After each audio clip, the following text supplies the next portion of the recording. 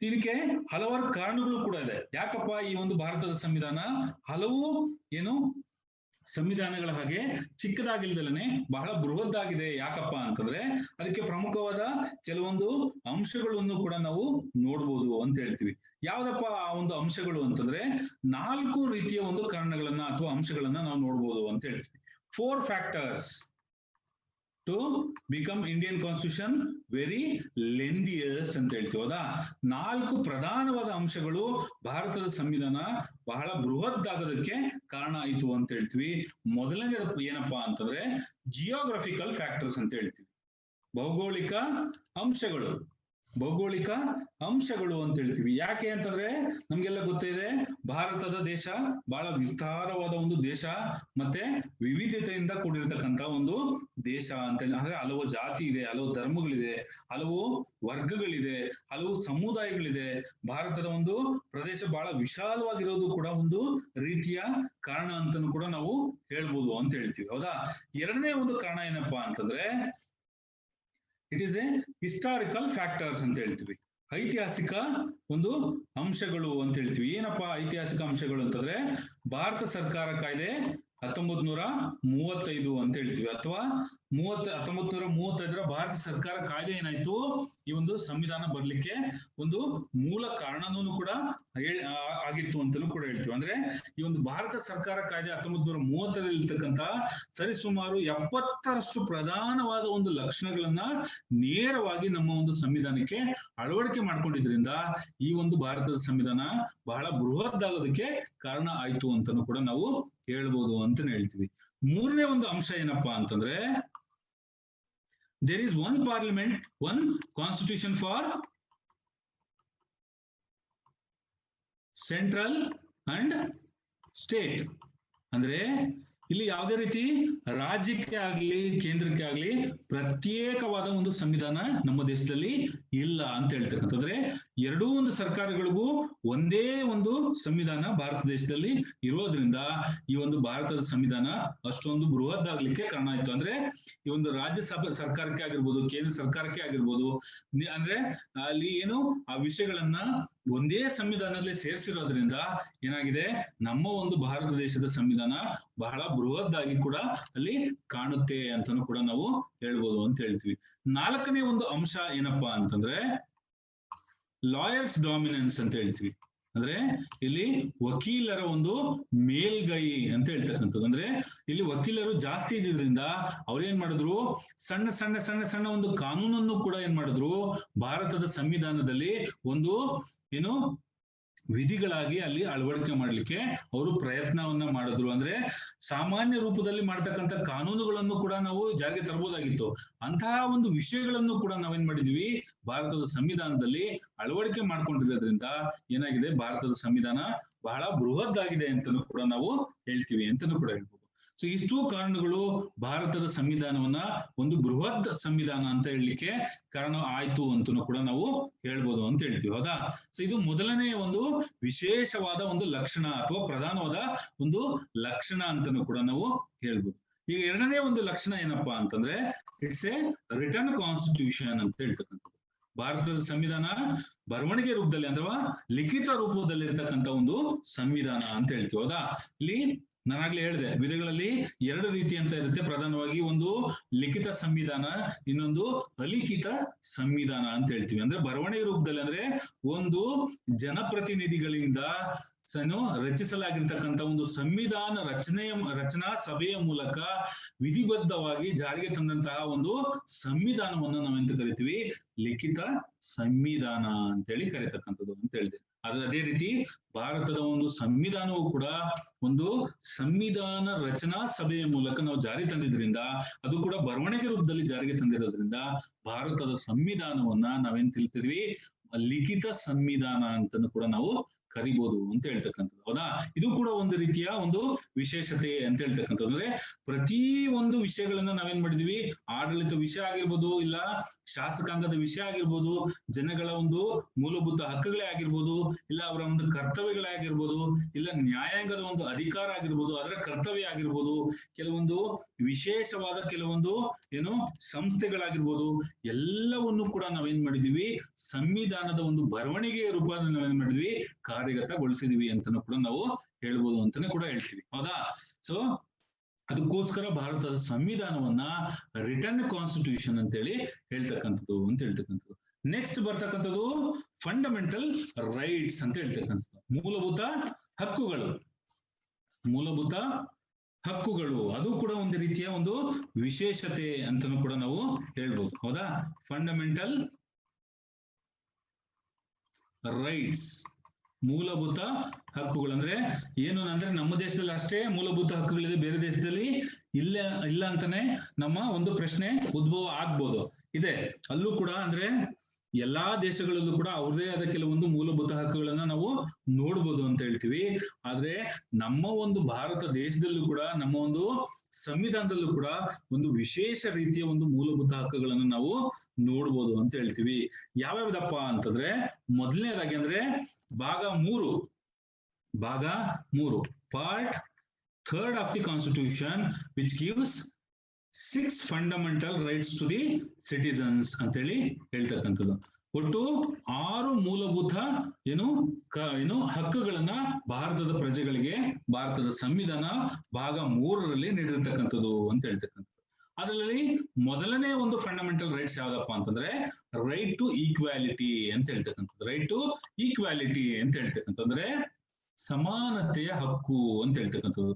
ಅಂದ್ರೆ ಭಾರತದ ಪ್ರಜೆ ಆಗಿದ್ದಾರೆ ಅಂತಂದ್ರೆ ಅವರು ಎಲ್ಲರೂ ಸಮಾನರು. ಅದು ಯಾವುದೇ ಒಂದು ಜಾತಿ ಇರ್ಬೋದು, ಧರ್ಮ ಇರ್ಬೋದು, ಯಾವುದೇ ಒಂದು ಪಂಗಡ ಇರ್ಬೋದು, ವರ್ಗ ಇರ್ಬೋದು, ಎಲ್ಲದನ್ನ ಮೀರಿ ನಾವು ಎಲ್ಲರನ್ನ ಸಮಾನವಾಗಿ ನೋಡ್ತಕ್ಕಂಥ ಒಂದು ಹಕ್ಕನ್ನ ಭಾರತದ ಪ್ರಜೆಗಳಿಗೆ ಸಂವಿಧಾನ ನೀಡಿರ್ತಕ್ಕಂಥದ್ದು.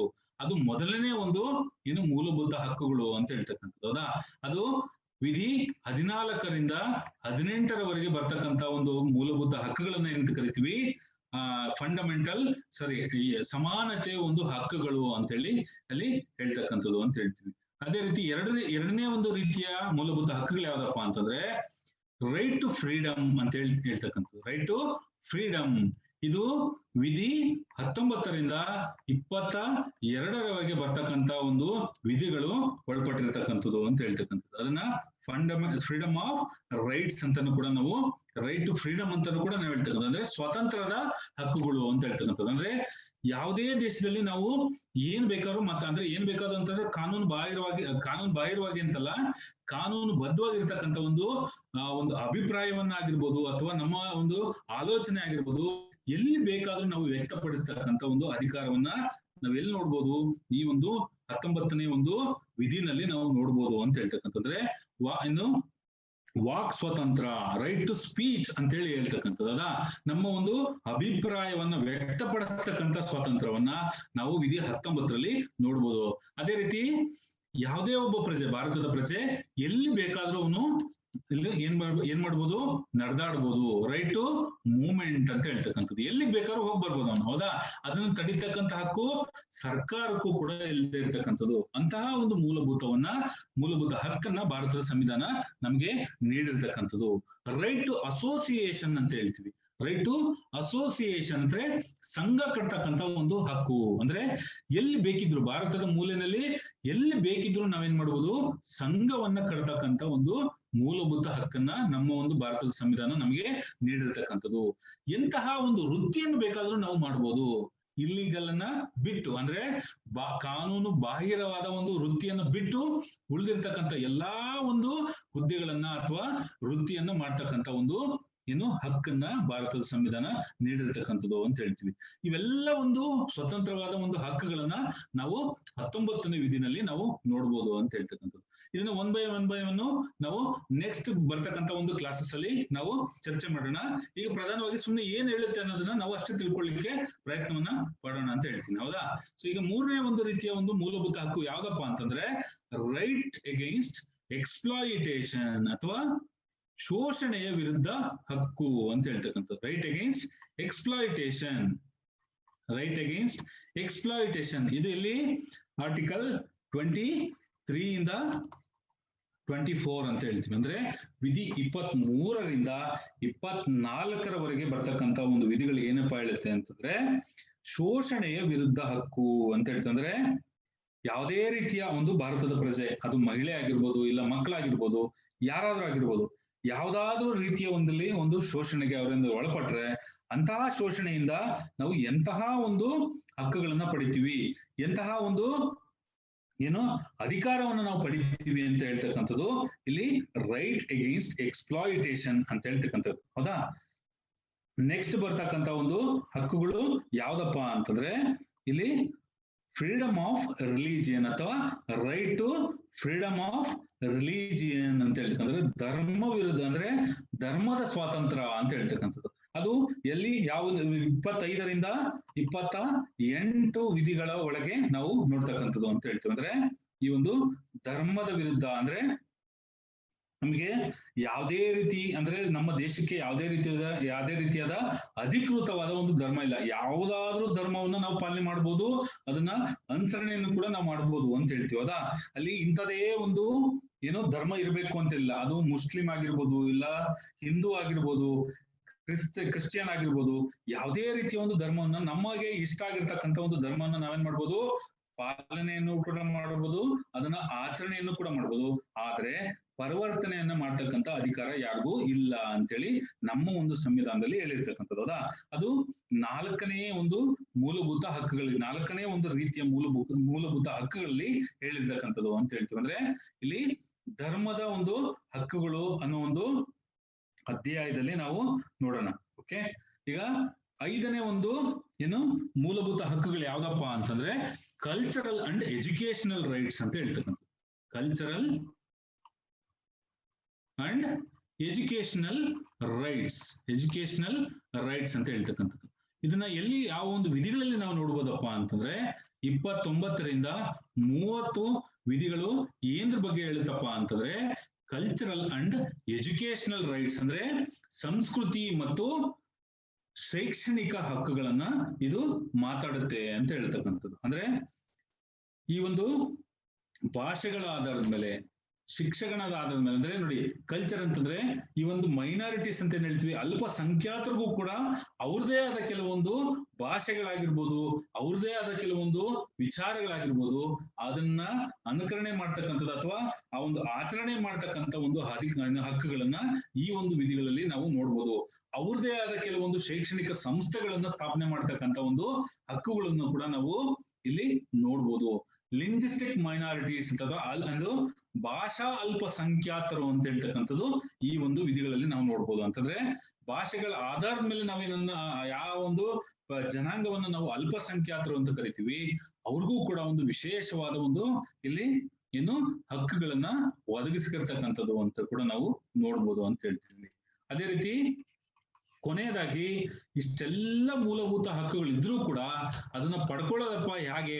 ಸಪೋಸ್ ಯಾರಿಂದನಾದ್ರೂ ನಮ್ಗೆ ಆ ಒಂದು ಮೂಲಭೂತ ಹಕ್ಕುಗಳು ಅಲ್ಲಿ ಧಕ್ಕೆ ಆದ್ರೆ ಯಾವ ರೀತಿ ಪಡ್ಕೋಬೇಕು ಅದನ್ನ, ಅಂದ್ರೆ ಯಾವ ರೀತಿ ನ್ಯಾಯಾಲಯಕ್ಕೆ ಹೋಗೋದ್ರ ಮೂಲಕ ನಾವೇನ್ ಮಾಡ್ಬೋದು, ಅದನ್ನ ಚಾಲೆಂಜ್ ಮಾಡ್ಬೋದು, ಅಥವಾ ನಾವು ಅದನ್ನ ಪ್ರಶ್ನೆ ಮಾಡ್ತಕ್ಕಂಥ ಅಧಿಕಾರವನ್ನ ಯಾವ ವಿಧಿನಲ್ಲಿ ನಾವು ನೋಡ್ಬೋದಪ್ಪ ಅಂತಂದ್ರೆ ಇಲ್ಲಿ ಆರ್ಟಿಕಲ್ 32 ಅಂತ ಹೇಳ್ತಕ್ಕಂಥ 32ನೇ ಮತ್ತು 226ನೇ ವಿಧಿಗಳ ಮೂಲಕ ನಾವೇನ್ ಮಾಡ್ಬೋದು, ಇದನ್ನೇ ನಾವು ಕಾನ್ಸ್ಟಿಟ್ಯೂಷನಲ್ ರೆಮಿಡೀಸ್ ಅಂತ ಹೇಳ್ತೀವಿ. ಅಂದ್ರೆ ಸಂವಿಧಾನಾತ್ಮಕ ಪರಿಹಾರಗಳು ಅಂತೇಳಿ ಹೇಳ್ತಕ್ಕಂಥ. ಇಷ್ಟೆಲ್ಲ ಮೂಲಭೂತಗಳು ಬರೀ ಪುಸ್ತಕದಲ್ಲಿ ಅಥವಾ ಸಂವಿಧಾನದಲ್ಲಿ ಇದ್ರೆ ಆಗಲ್ಲ.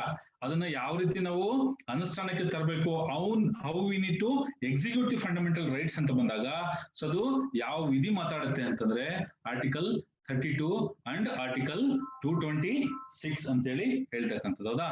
ಸೊ ಈ ಒಂದು ಮೂಲಭೂತ ಹಕ್ಕುಗಳು ಏನಾದ್ರು ಸರ್ಕಾರ ಏನಾದ್ರು ಸಾರ್ವಜನಿಕರಿಗೆ ಅಲ್ಲಿ ಧಕ್ಕೆಯನ್ನ ಎಸಗಿದ್ರೆ ಅಥವಾ ಯಾರದೇ ಒಬ್ಬ ವ್ಯಕ್ತಿ ಏನಾದ್ರು ಈ ಒಂದು ಮೂಲಭೂತ ಹಕ್ಕುಗಳಿಗೆ ಧಕ್ಕೆಯನ್ನ ಮಾಡಿದ್ರೆ ಸೊ ಅಂತಹವರ ವಿರುದ್ಧ ನಾವು ಯಾವ ರೀತಿ ಪರಿಹಾರವನ್ನು ಪಡಿಬೇಕು ಅಂತ ಹೇಳ್ತಕ್ಕಂಥದ್ದು ಆರ್ಟಿಕಲ್ 32 ಅಥವಾ ವಿಧಿ 32ರಲ್ಲಿ ಮಾತಾಡ್ತಕ್ಕಂಥದ್ದನ್ನೇ, ಅದನ್ನೇ ನಾವೆಂತ ಕರಿತೀವಿ, ಸಂವಿಧಾನಿಕ ಪರಿಹಾರಗಳು ಅಥವಾ ಮೂಲಭೂತ ಹಕ್ಕುಗಳಿಗೆ ಪಡ್ಕೊಳ್ತಕ್ಕಂಥ ಒಂದು ಏನು ಸಲಹಾತ್ಮಕಗಳು ಅಂತನೂ ಕೂಡ ನಾವು ಹೇಳ್ಬೋದು ಅಂತ ಹೇಳ್ತೀವಿ. ಸೊ ಇಷ್ಟೆಲ್ಲಾ ಒಂದು ಮೂಲಭೂತ ಹಕ್ಕುಗಳನ್ನ ನಮ್ಮೊಂದು ಭಾರತದ ಸಂವಿಧಾನದಲ್ಲಿ ನೋಡೋದ್ರಿಂದ ಬಹಳ ಒಂದು ವಿಶೇಷವಾದ ಒಂದು ಮೂಲಭೂತ ಹಕ್ಕುಗಳನ್ನ ನಮ್ಮ ಒಂದು ಸಂವಿಧಾನದಲ್ಲಿ ನಾವು ನೋಡ್ಬೋದು ಅಂತ ಹೇಳ್ತಕ್ಕಂಥದ್ದು. ಹೌದಾ? ಸೊ ಇಲ್ಲಿ ನೆಕ್ಸ್ಟ್ ಬರ್ತಕ್ಕಂಥದ್ದು ಎಂಥದ್ದು? ಫಂಡಮೆಂಟಲ್ ಡ್ಯೂಟೀಸ್ ಅಂತ ಹೇಳ್ತಕ್ಕಂಥದ್ದು. ಫಂಡಮೆಂಟಲ್ ಅದಕ್ಕಿಂತ ಮುಂಚೆ directive principles of state policy ಅಂತ ಹೇಳ್ತಕ್ಕಂಥ DPSP ಅಥವಾ ರಾಜ್ಯ ನೀತಿ ನಿರ್ದೇಶಕ ತತ್ವಗಳು ಅಂತ ಹೇಳಿರ್ತಕ್ಕಂಥದ್ದು. ನೋಡಿ, ಈ ಒಂದು ರಾಜ್ಯ ನೀತಿ ನಿರ್ದೇಶಕ ತತ್ವಗಳು ಅಂತ ಹೇಳ್ತೀವಿ. ಏನಪ್ಪಾ ಹೀಗಂದ್ರೆ ಏನು? ಈ ಒಂದು ರಾಜ್ಯ ನೀತಿ ನಿರ್ದೇಶಕ ತತ್ವಗಳು ಏನು ಹೀಗಂದ್ರೆ ಅಂತಂದ್ರೆ, ಇದನ್ನ ಡಾಕ್ಟರ್ ಅಂಬೇಡ್ಕರ್ ಅವರು ಏನ್ ಹೇಳ್ತಾರೆ ಅಂತಂದ್ರೆ, it is the novel features of Indian constitution ಅಂತ ಹೇಳ್ತಾರೆ. ಅಂದ್ರೆ ಭಾರತದ ಸಂವಿಧಾನದ ಒಂದು ಪ್ರಮುಖವಾದ ಲಕ್ಷಣ ಅಂತನೂ ಕೂಡ ನಾವು ಇಲ್ಲಿ ಅಂಬೇಡ್ಕರ್ ಅವರು ಹೇಳಿರ್ತಕ್ಕಂಥದ್ದು. ಹೌದಾ? ನಾವೆಲ್ ಅಂದ್ರೆ ಬಹಳ ಉನ್ನತವಾದ ಒಂದು ಲಕ್ಷಣ ಅಂತನೂ ಕೂಡ ಹೇಳಿರ್ತಕ್ಕಂಥದ್ದು. ಯಾವ್ದನ್ನ? ರಾಜ್ಯ ನೀತಿ ನಿರ್ದೇಶಕ ತತ್ವಗಳನ್ನ. ಏನಪ್ಪಾ ಈ ಒಂದು ರಾಜ್ಯ ನೀತಿ ನಿರ್ದೇಶಕ ತತ್ವಗಳು ಅಂತಂದ್ರೆ, ಸರ್ಕಾರ ಯಾವುದೇ ಇರಲಿ, ಆ ಒಂದು ಸರ್ಕಾರ ಒಂದು ಕಾರ್ಯವನ್ನ ಅಥವಾ ಶಾಸನಗಳನ್ನ ಕಾನೂನುಗಳನ್ನ ಜಾರಿಗೆ ತರಬೇಕಾದ್ರೆ ಈ ಒಂದು ರಾಜ್ಯ ನೀತಿ ನಿರ್ದೇಶಕ ತತ್ವಗಳನ್ನ ಅಳವಡಿಸ್ಕೊಳ್ತಕ್ಕಂಥದ್ದು ಅದರ ಒಂದು ಮೂಲ ಕರ್ತವ್ಯ ಅಂತ ಹೇಳ್ತಕ್ಕಂಥದ್ದು. ಅಂದ್ರೆ ಇದು ಏನ್ ಮಾಡುತ್ತೆ ಅಂತಂದ್ರೆ, ಸರ್ಕಾರಕ್ಕೆ ಒಂದು ನಿರ್ದೇಶನವನ್ನ ನೀಡುತ್ತೆ. ನಿಮ್ಮ ಒಂದು ಕಾನೂನುಗಳನ್ನ ಮಾಡ್ಬೇಕಾದ್ರೆ ಈ ಒಂದು ತತ್ವಗಳನ್ನ ಆದಷ್ಟು ಪರಿಪಾಲನೆಯನ್ನ ಅಥವಾ ನಿಮ್ಮ ಒಂದು ಕಾನೂನಿನಲ್ಲಿ ಈ ಒಂದು ತತ್ವಗಳನ್ನ ಅಳವಡಿಕೆ ಮಾಡ್ಕೋಬೇಕು ಅಂತೇಳಿ ನಿರ್ದೇಶನವನ್ನ, ಡೈರೆಕ್ಷನ್ ಅನ್ನ ಕೊಡ್ತಕ್ಕಂಥ ಒಂದು ತತ್ವಗಳು ಅಂತ ಹೇಳ್ತಕ್ಕಂಥದ್ದು. ಅಂದ್ರೆ ಈ ಒಂದು ಏನು ತತ್ವಗಳ ಅಡಿನಲ್ಲಿ ಈ ಒಂದು ನಿರ್ಗತಿಕರಾಗಿರ್ಬೋದು, ಇಲ್ಲ ಬಡಜನರಾಗಿರ್ಬೋದು, ಆರ್ಥಿಕವಾಗಿ ಹಿಂದುಳಿದಕ್ಕಂತ ಒಂದು ಕೆಲವೊಂದು ವರ್ಗಗಳಾಗಿರ್ಬೋದು, ಶೈಕ್ಷಣಿಕವಾಗಿ ಹಿಂದುಳಿದಕ್ಕಂತ ಕೆಲವೊಂದು ವರ್ಗಗಳಾಗಿರ್ಬೋದು, ಅವ್ರಿಗೆ ಕೆಲವೊಂದು ಮೀಸಲಾತಿಗಳನ್ನ ಕೊಡ್ತಕ್ಕಂಥದ್ದು, ಅವ್ರಿಗೆ ಆದ ಕೆಲವೊಂದು ವಿಶೇಷವಾದ ಸೌಲಭ್ಯಗಳನ್ನ ಕೊಡ್ತಕ್ಕಂಥದ್ದು, ಎಲ್ಲಾ ಒಂದು ಸವಲತ್ತುಗಳನ್ನ ಈ ಒಂದು ರಾಜ್ಯ ನೀತಿ ನಿರ್ದೇಶಕ ತತ್ವಗಳಲ್ಲಿ ಅಳವಡಿಕೆ ಮಾಡ್ಕೊಂಡಿರ್ತಕ್ಕಂಥದ್ದು ಅಂತ ಹೇಳ್ತೀವಿ. ಸೊ ಈ ಒಂದು ತತ್ವಗಳನ್ನ ಯಾವುದೇ ಸರ್ಕಾರ ಆಗಿರ್ಬೋದು, ಅದು ರಾಜ್ಯ ಸರ್ಕಾರ ಆಗಿರ್ಬೋದು ಇಲ್ಲ ಕೇಂದ್ರ ಸರ್ಕಾರ ಆಗಿರ್ಬೋದು, ತಮ್ಮ ಒಂದು ಕಾನೂನುಗಳನ್ನ ಅಥವಾ ಯೋಜನೆಗಳನ್ನ ಜಾರಿಗೆ ತರ್ತಕ್ಕಂಥ ಸಂದರ್ಭದಲ್ಲಿ ಏನ್ ಮಾಡ್ಬೇಕು? ಈ ಒಂದು ರಾಜ್ಯ ನೀತಿ ನಿರ್ದೇಶಕ ತತ್ವಗಳನ್ನ ಅಳವಡಿಕೆ ಮಾಡ್ಕೊಳ್ತಕ್ಕಂಥದ್ದು ಅದರ ಒಂದು ಪ್ರಧಾನ ಕರ್ತವ್ಯ ಅಂತಾನೂ ಕೂಡ ಹೇಳ್ಬೋದು. ಹೌದಾ? ಸೊ ಇದನ್ನೇ ಆ ಒಂದು ಅಂಬೇಡ್ಕರ್ ಅವ್ರು ಏನ್ ಹೇಳ್ತಾರೆ, ಇದನ್ನ novel features of the Indian constitution ಅಂತ ಹೇಳ್ತಾರೆ. ಸಪೋಸ್ ಅಂದ್ರೆ ಈ ಒಂದು ತತ್ವಗಳನ್ನ ಸರ್ಕಾರ ಅಳವಡಿಕೆ ಮಾಡ್ಕೊಳ್ಳಿಲ್ಲ ಅಂತಂದ್ರೆ ಏನಾಗ್ಬೋದು? ಕೋರ್ಟ್ಗೆ ಹೋಗ್ತಕ್ಕಂಥ ಒಂದು ಅವಕಾಶ ಇರೋದಿಲ್ಲ. ನೋಡಿ, ಈ ಒಂದು ರಾಜ್ಯ ನೀತಿ ನಿರ್ದೇಶಕ ತತ್ವಗಳನ್ನ ಸರ್ಕಾರ ಅಳವಡಿಕೆ ಮಾಡ್ಕೊಂಡಿಲ್ಲ ಅಂತೇಳಿ ಹೈಕೋರ್ಟ್ಗಾಗ್ಲಿ ಇಲ್ಲ ಸುಪ್ರೀಂ ಕೋರ್ಟ್ಗಾಗ್ಲಿ ಹೋಗ್ತಕ್ಕಂಥ ಅವಕಾಶ ಇಲ್ಲಿ ಇರೋದಿಲ್ಲ. ಆದ್ರೆ ಆ ಒಂದು ಮೂಲಭೂತ ಹಕ್ಕುಗಳು ಏನಾದ್ರೂ ಧಕ್ಕೆಯನ್ನ ಮಾಡಿದ್ರೆ ಅಲ್ಲಿ ಯಾವ ವ್ಯಕ್ತಿಗೆ ಆ ಒಂದು ಹಕ್ಕುಗಳು ಚ್ಯುತಿ ಆಗಿದೆ ಅಥವಾ ಧಕ್ಕೆ ಆಗಿದೆ ಅಂತಹ ವ್ಯಕ್ತಿ ಏನ್ ಮಾಡ್ಬೋದು? ನೇರವಾಗಿ ಹೈಕೋರ್ಟ್ ಅಥವಾ ಸುಪ್ರೀಂ ಕೋರ್ಟ್ಗೆ ಹೋಗ್ತಕ್ಕಂಥ ಅವಕಾಶ ಇರುತ್ತೆ. ಆದ್ರೆ ಈ ಒಂದು ರಾಜ್ಯ ನೀತಿ ನಿರ್ದೇಶಕ ತತ್ವಗಳು ಏನಾದ್ರು ಉಲ್ಲಂಘನೆ ಆದ್ರೆ ಅದರ ವಿರುದ್ಧವಾಗಿ ನಾವು ಕೋರ್ಟ್ಗೆ ಹೋಗ್ತಕ್ಕಂಥ ಒಂದು ಅಲ್ಲಿ ಅವಕಾಶ ಇರೋದಿಲ್ಲ ಅಂತ ಹೇಳ್ತೀವಿ. ಏನಾಗ್ಬೋದು ಕೊನೆಗೆ ಅಂತಂದ್ರೆ, ಆ ಒಂದು ಸರ್ಕಾರ ಏನಾದ್ರೂ ಈ ತತ್ವಗಳನ್ನ ತನ್ನ ಒಂದು ಅಧಿಕಾರಾವಧಿನಲ್ಲಿ ಅಳವಡಿಕೆ ಮಾಡ್ಕೊಂಡಿಲ್ಲ ಅಂತಂದ್ರೆ ಚುನಾವಣೆಯಲ್ಲಿ ಎದುರಿಸಬೇಕಾದ ಸಂದರ್ಭದಲ್ಲಿ ಏನಾಗುತ್ತೆ ಅಂತಂದ್ರೆ ತನ್ನ ಅಧಿಕಾರವನ್ನ ಕಳ್ಕೊಂಡು ಮತ್ತೊಂದು ಅಲ್ಲಿ ಪಕ್ಷದ ಒಂದು ಸರ್ಕಾರವನ್ನ ಜಾರಿಗೆ ತರಲಿಕ್ಕೆ ಅಲ್ಲಿ ಅವಕಾಶ ಮಾಡಿಕೊಟ್ಟಂಗೆ ಆಗುತ್ತೆ ಅಂತ ಕೂಡ ನಾವು ಹೇಳ್ಬೋದು. ಹೌದಾ? ಸರಿ, ಸರ್ಕಾರ ಏನಾದ್ರು ಸರಿಯಾದ ರೀತಿಯಲ್ಲಿ ಈ ತತ್ವಗಳ ಅಡಿನಲ್ಲಿ ಕೆಲಸ ಮಾಡ್ಲಿಲ್ಲ ಅಂತಂದಾಗ ಜನರು ಏನ್ ಮಾಡ್ತಾರೆ? ಚುನಾವಣೆಯ ಮೂಲಕ ಅಂತಹ ಸರ್ಕಾರವನ್ನ ಕೆಳಗಿಳಿಸ್ತಾರೆ, ಮತ್ತೆ ಇನ್ನೊಂದು ಸರ್ಕಾರವನ್ನ ಜಾರಿಗೆ ತರಲಿಕ್ಕೆ ಅಲ್ಲಿ ಪ್ರಯತ್ನವನ್ನ ಮಾಡ್ತಾರೆ ಅಂತಾನು ಕೂಡ ನಾವು ಹೇಳ್ಬೋದು. ಸೊ ಇದು ಕೂಡ ಒಂದು ವಿಶೇಷವಾದ ಒಂದು ಲಕ್ಷಣ, ನಮ್ಮ ಒಂದು ಭಾರತ ದೇಶದ ಏನು ಸಂವಿಧಾನದ ಒಂದು ವಿಶೇಷವಾದ ಒಂದು ಲಕ್ಷಣ ಅಂತಾನು ಕೂಡ ನಾವು ಹೇಳ್ಬೋದು ಅಂತ ಹೇಳ್ತೀವಿ. ಹೌದಾ? ಸೊ ನೆಕ್ಸ್ಟ್ ಬರ್ತಕ್ಕಂಥ ಒಂದು ಪ್ರಧಾನ ಒಂದು ಲಕ್ಷಣ ಏನಪ್ಪಾ ಅಂತಂದ್ರೆ ಫಂಡಮೆಂಟಲ್ ಡ್ಯೂಟೀಸ್ ಅಂತ ಹೇಳ್ತಕ್ಕಂಥದ್ದು. ಫಂಡಮೆಂಟಲ್ ಡ್ಯೂಟೀಸ್, ಮೂಲಭೂತ ಕರ್ತವ್ಯಗಳು.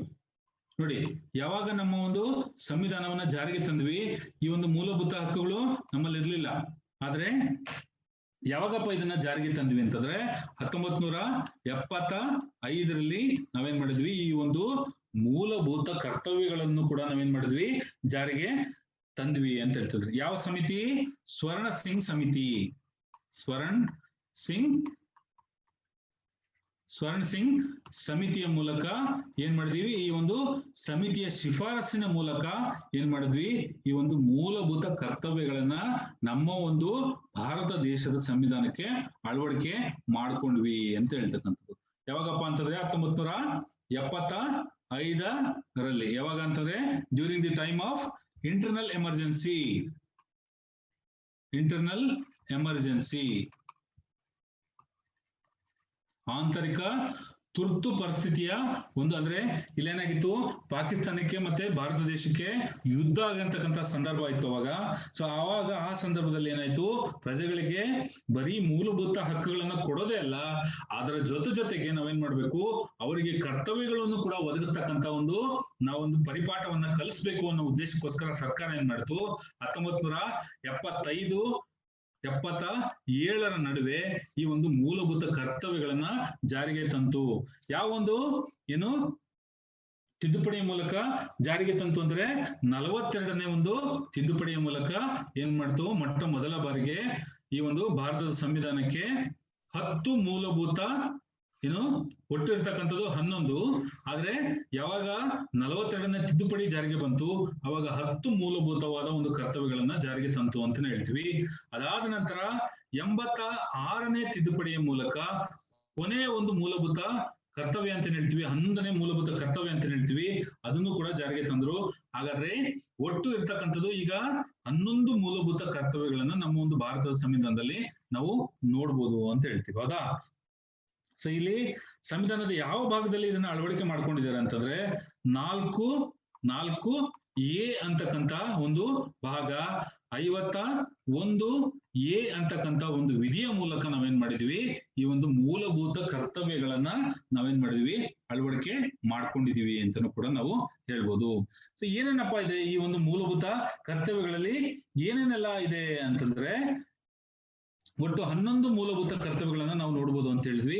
ಏನೇನಪ್ಪ ಇದೆ ಇದರಲ್ಲಿ ಅಂತಂದ್ರೆ, ಸಂವಿಧಾನವನ್ನ ಮತ್ತು ರಾಷ್ಟ್ರಧ್ವಜವನ್ನ ಮತ್ತು ರಾಷ್ಟ್ರಗೀತೆಯನ್ನ ಗೌರವಿಸ್ತಕ್ಕಂಥದ್ದು, ಮತ್ತೆ ಈ ಒಂದು ಸ್ವತಂತ್ರ ಚಳುವಳಿಯ ಒಂದು ಉದಾತ್ತವಾದ ಆದರ್ಶಗಳನ್ನ ಪಾಲಿಸ್ತಕ್ಕಂಥದ್ದು, ಮತ್ತೆ ಭಾರತದ ಒಂದು ಸಾರ್ವಭೌಮತೆ ಮತ್ತೆ ಏಕತೆ ಮತ್ತು ಸಮಗ್ರತೆಯನ್ನ ಎತ್ತಿ ಹಿಡಿತಕ್ಕಂಥದ್ದು, ಅದನ್ನ ಕಾಪಾಡ್ತಕ್ಕಂಥದ್ದು, ಮತ್ತೆ ಕರೆ ಬಂದಾಗ ರಾಷ್ಟ್ರವನ್ನ ರಕ್ಷಿಸುವುದು ಮತ್ತೆ ದೇಶ ಸೇವೆಗೆ ಮುಂದಾಗ್ತಕ್ಕಂಥದ್ದು, ಮತ್ತೆ ಭಾರತೀಯರಲ್ಲಿ ಒಂದು ಸಾಮರಸ್ಯ ಮತ್ತು ಭ್ರಾತೃತ್ವ ಭಾವನೆಯನ್ನ ಮೂಡಿಸ್ತಕ್ಕಂಥದ್ದು, ಮತ್ತೆ ಮಹಿಳೆಯರಿಗೆ ಗೌರವವನ್ನ ಕೊಡ್ತಕ್ಕಂಥದ್ದು, ಮತ್ತೆ ಈ ಒಂದು ಸಮ್ಮಿಶ್ರ ಸಂಸ್ಕೃತಿಯ ಶ್ರೀಮಂತ ಪರಂಪರೆಯನ್ನ ಗೌರವಿಸ್ತಕ್ಕಂಥದ್ದು ಮತ್ತೆ ರಕ್ಷಣೆ ಮಾಡತಕ್ಕಂಥದ್ದು, ಮತ್ತೆ ಅರಣ್ಯಗಳನ್ನ, ಸರೋವರಗಳನ್ನ, ನದಿಗಳನ್ನ ಅಥವಾ ನೈಸರ್ಗಿಕ ಸಂಪನ್ಮೂಲ, ಒಟ್ಟಾಗಿ ನಾವು ಏನ್ ಹೇಳ್ತೀವಿ ಅದನ್ನ ನೈಸರ್ಗಿಕ ಸಂಪನ್ಮೂಲ ಅಂತ ಕರಿತೀವಿ, ಅವೆಲ್ಲವುಗಳನ್ನ ಕಾಪಾಡ್ತಕ್ಕಂಥ ಒಂದು ಜವಾಬ್ದಾರಿ ನಮ್ಮಲ್ಲಿ ಬೇಕು ಅಂತ ಹೇಳ್ತಕ್ಕಂಥದ್ದು, ಮತ್ತೆ ವೈಜ್ಞಾನಿಕ ಮತ್ತು ಮಾನವೀಯ ಗುಣಗಳನ್ನ ಅಥವಾ ವಿಚಾರಣಾ ಮತ್ತು ಸುಧಾರಣಾ ಮನೋಭಾವವನ್ನ ಬೆಂಬಲಿಸ್ತಕ್ಕಂಥದ್ದು, ಮತ್ತೆ ಸಾರ್ವಜನಿಕ ಆಸ್ತಿ ಪಾಸ್ತಿಯನ್ನ ನಾವು ರಕ್ಷಣೆ ಮಾಡ್ತಕ್ಕಂಥದ್ದು, ಮತ್ತೆ ಹಿಂಸೆಯನ್ನ ತ್ಯಜಿಸ್ತಕ್ಕಂಥದ್ದು, ಅದೇ ರೀತಿ ವೈಯಕ್ತಿಕ ಹಾಗೂ ಸಾಮೂಹಿಕ ಚಟುವಟಿಕೆಗಳಲ್ಲಿ ಪ್ರಾವೀಣ್ಯತೆಯನ್ನ ಪ್ರದರ್ಶಿಸಿ ರಾಷ್ಟ್ರದ ಪ್ರಗತಿಗೆ ಏನ್ ಮಾಡ್ಬೇಕು, ಶ್ರಮಿಸ್ತಕ್ಕಂಥದ್ದು ಅಂತ ಹೇಳ್ತಕ್ಕಂಥದ್ದು. ಕೊನೆಯದಾಗಿ ಬರ್ತಕ್ಕಂಥದ್ದು 6ರಿಂದ 14 ವರ್ಷದೊಳಗಿನ ಮಕ್ಕಳನ್ನ ಏನ್ ಮಾಡ್ಬೇಕು, ಪಾಲಕರು ಕಡ್ಡಾಯವಾಗಿ ಶಾಲೆಗೆ ಕಳಿಸ್ತಕ್ಕಂಥದ್ದು ಅಂತ ಹೇಳ್ತಕ್ಕಂಥದ್ದು. ಅದನ್ನ 86ನೇ ವಿಧಿನಲ್ಲಿ ಏನ್ ಮಾಡಿದ್ರು, ತಿದ್ದುಪಡಿನಲ್ಲಿ ಏನ್ ಮಾಡಿದ್ರು, ಅಳವಡಿಕೆ ಮಾಡ್ಕೊಂಡ್ರು, 11ನೇ ಒಂದು ಮೂಲಭೂತ ಕರ್ತವ್ಯ ಆಗಿ ಅಂತಾನು ಕೂಡ ನಾವು ಹೇಳ್ಬೋದು. ಇಷ್ಟು ಒಂದು ಮೂಲಭೂತ ಕರ್ತವ್ಯಗಳನ್ನ ನಮ್ಮ ಒಂದು ಭಾರತದ ಸಂವಿಧಾನದಲ್ಲಿ ನಾವು ನೋಡ್ಬೋದು ಅಂತ ಹೇಳ್ತೀವಿ. ಹೌದಾ? ಸೊ ಈಗ ಇದು ಕೂಡ ಒಂದು ರೀತಿಯ ಒಂದು ವಿಶೇಷವಾದ ಒಂದು ಲಕ್ಷಣ ಅಂತಾನು ಕೂಡ ನಾವು ಹೇಳ್ಬೋದು. ಹೌದಾ?